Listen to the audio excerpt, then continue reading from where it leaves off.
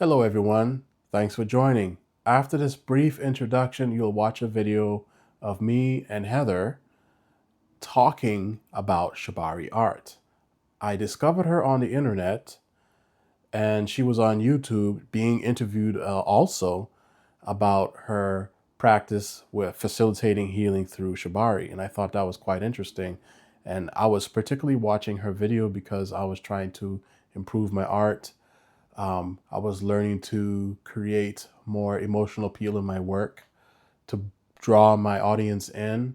And I figured, hey, Heather might have some insight. Even though she's not a painter, she definitely deals with emotion and connection and the human experience in Shibari.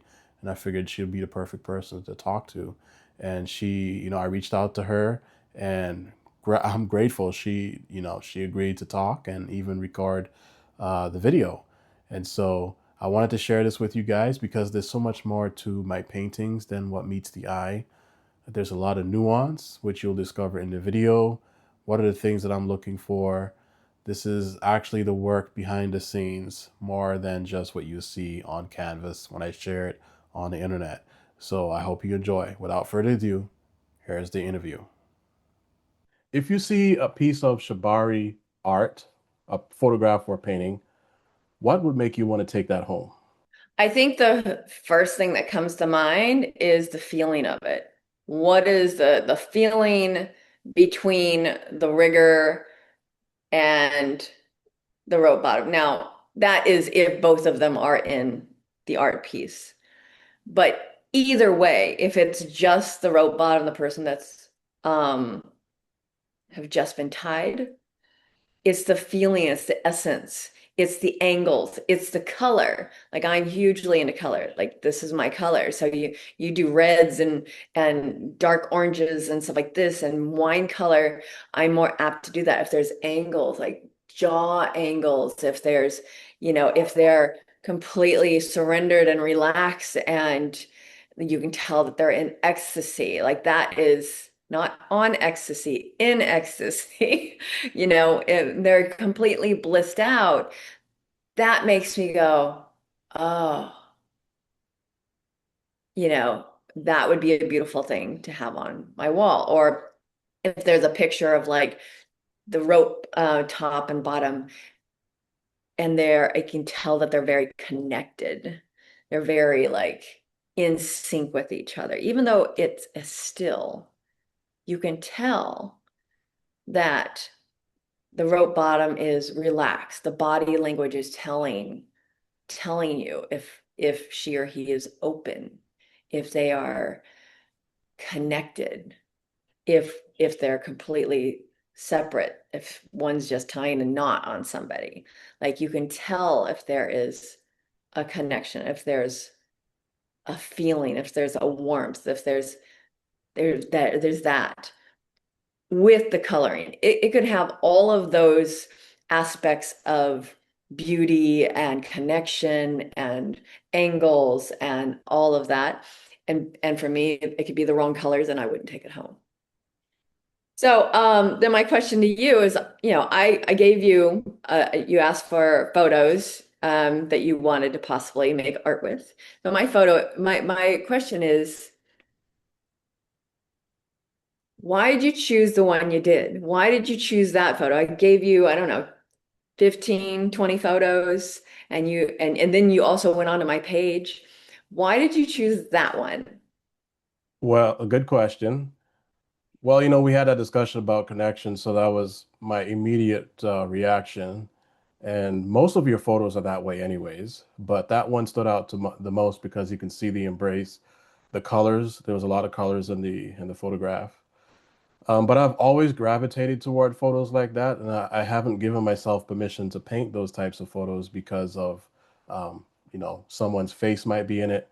They might not want to be represented in any of my, Etsy sales or galleries. And so I've ethically chosen not to paint faces for a while just to make sure that everyone feels comfortable. But now that I understand that you've told me this is something that many people look for in a piece of shibari art, and I've been getting comments about that on my work. Um, when I collaborate, that's one of the questions that I can really direct to and ask, can I paint your face? Is this something that you might feel comfortable with in a gallery or, being sold, something I can put on my wall? That's a question I can ask more often. That's beautiful. Yeah, it's faces are important. The expression is important. Like, so I don't know if I told you this, but I used to model. And one of the it wasn't a painting, it was a photo that sold, like, was a picture of my face. It was just like, I'm like, that person did not know me. Like Hmm. my picture, it wasn't just of my face, it was of my body, but it was like, I was like, wow, they chose that one. You would think like they wouldn't want a complete stranger on their wall, but they did. And it's like, I look back at the very first painting I ever bought. It was a picture of a woman completely with her face and everything, and she's painted and she's lying up back on a couch with her hand up, and she's just laying on the couch. If she didn't have a face, I wouldn't have bought it. But her face was so content and so beautiful. The facial expressions and it tells a story. And I totally get, like, why would a complete stranger want somebody's painted face or whatever on their wall? But people, it's also intimacy. It's also connection to the person. And people are looking for that. Um, I was responding on a Facebook group this morning about, why somebody goes to a tantra.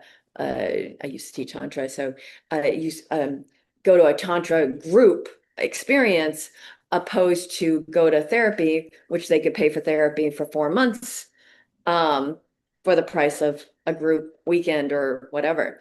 And what I see in all of this, and this goes along with everything, is people want to connect, people want an experience, they want to feel, they want to have intimacy, they want to meet other people. But like in a painting, like what you do, you're giving people an experience outside of just a photo. You're taking us on a journey of like the colors you choose, and they're not going to be exact to the picture. You're taking us on a journey, and if the face is there, then it's like it's pulling us into connection with another human, even if we don't know them. Absolutely. So you asked me the question, why did I choose that photograph that you shared with me?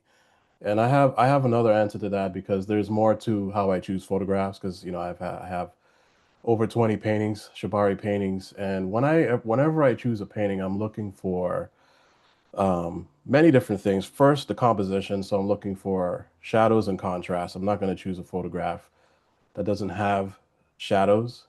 If it's just a flat photograph where you can't see contrast and shape, that's probably not going to be the best translate to a painting. I look for flow. So where does the eye go? I want there to be a focal point in a painting. I will look for emotion. I look for the shape of the body. How is the rope sculpting the body? Is contortionism? What expression you're seeing in the photograph? So Hmm. that's the type of thing that I'm looking for. Um, Also, if I don't know if you've noticed, a lot of my paintings are very atmospheric. The backgrounds are very atmospheric, so I'm looking for space Mm. around my subject, so I Yeah. can create the abstract background. I can pull in cools and warm colors into the skin, into the background, so that you're melting into the atmosphere, and that also creates emotion and tension sometimes. So there's a lot more to painting than just what people really realize. And I'm sure you understand as someone that's in Shibari, the nuances that come with tying and all that good stuff. So that's what I'm looking for when I'm a painter. And I Yeah. feel like there's a lot of congruency there. Yeah. There are a lot of nuances when it comes to tying. Like there was a thing that I saw on Instagram this morning about how people are, I'm not going to repeat it well, but she was talking about how some people are saying that people are making shibari as a therapy or a healing thing instead of, you know, it being a fetish or a kink or a, sexual or whatever. And it's like, and I actually wrote back and responded like, everybody has their own experience. I can tie my partner and I can make it sensual, I can make it erotic, I can make it sexual. I can tie my client and give them a transformational experience. It can be healing on all levels. It can be healing and transformational. It can be sensual, erotic, but it's like just taking that sexual piece out. For me, it's like I'm not looking at it like it's like how are you placing your touch? What is my intention? Is my intention to arouse? Is my intention is to hold a safe and sacred space for people can go where they need to go and for them to feel connected to. Like this is what I find on this planet with so much internet and so much everything. People are missing connection. And so when I can tie somebody to have them feel like I'm here, I'm connected, I'm witnessing you, I am feeling you. And when an artist can take that the photo, like if I have somebody in the room taking photos or whatever, when somebody can capture that in a painting, that's beautiful. It's like it's like it's interesting how, yeah, there's so many different ways you can paint. There's so many ways we can tie.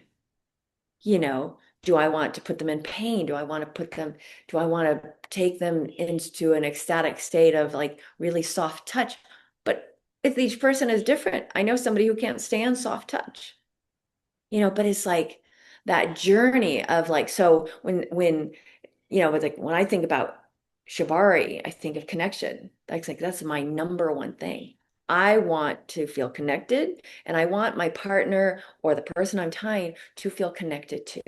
And so when an art piece can show that, and in my colors, I would, and with angles, I love angles. If everything's round and that's it, that doesn't draw me in. It can have a background, it can have not back, but it has a focal point, like you're saying, that just brings you in. Absolutely, absolutely. So is it, you said connection is a huge part why people do shibari, and I went to my first rope jam this weekend, Yay. and my purpose of doing that is to understand and to get into the community and learn and really absorb that energy and atmosphere, but also to connect. And it was a self-tie event, and there was a older gentleman in the corner. He had to be at least 59. I think he said he was 59, 60. And he was tying himself, and he was one of the most skilled tiers. Mhm. And he was up there suspended, inverted, doing all kinds of fun things. And here I am sitting over here watching him. And he was so warm and welcoming. And I had a conversation with him, and he told me the big reason why he's there is for connection and to meet people and build those relationships. Even though he didn't have anybody to work with that night, he was there, and Mhm. it really showed me. I mean, there were so many different people there, all walks of life. You had couples. I saw somebody there. A couple came in, and her rigger was tying someone else that came just specifically for that purpose, and there was connection, and that was a little more intense. And then you saw some people who've never been there before, learning to tie, feeling so awkward and nervous. And it was just such a broad spectrum of experiences. None of it was erotic. Everyone was clothed. There was none of that sensual stuff going on. It was really, really one of those experiences that really it blew my mind to see how many different people are into into shibari and use it for so many different things. I saw someone there just really into the knots, just the artistic expression of tying knots and Yeah. just getting deep into that. And so yeah, it was quite interesting. I'm glad I went. I'm probably gonna do some more. They have a tie and draw event, some things more up my alley where I won't have to sit there and look awkward and Yeah. but yeah, I'll go to some of those. So yeah, it Yeah. was fun. I love that. I love that. Like this person's into knots, this person's into sensual, this person's into erotic, this person's into sexual, this person's into, and I know people who they do one harness. I knew this one guy, he did the same harness for 2 years because he wanted to perfect it. And it was like, cool. It's like, okay. And then when I met him, he was finally starting to add some things to it. It's just like, but yeah, it's the awesome thing about going to jams. I'm not a huge watcher, but every once in a while I'll go to a jam. I won't have a rope partner and I'll watch. And I'm like, wow, wow, because there's so much to learn and to receive and to take in when you get to watch other people do their art and their craft. I hope you enjoyed that interview, that talk that Heather and I shared. You could see there's a lot of congruency in art. As a matter of fact, I she would consider herself an artist. I also consider her an artist, even though I paint and I draw shibari. Um, it's pretty much the same type of experience we're looking for. Mine is more visual, but you could tell that even if you are a rigger and you do a lot of tying, there is some kind of aesthetic that we're all looking for, or everyone's different, so it's not going to be the same. But we're looking, we're wanting to experience that connection, that emotion. Some people it's more erotic. There's a broad spectrum in shibari. And anyways, I'm doing enough talking, and I think you got everything you needed from the video with Heather. And thanks for joining again. And if you want to see more like this, go ahead and subscribe.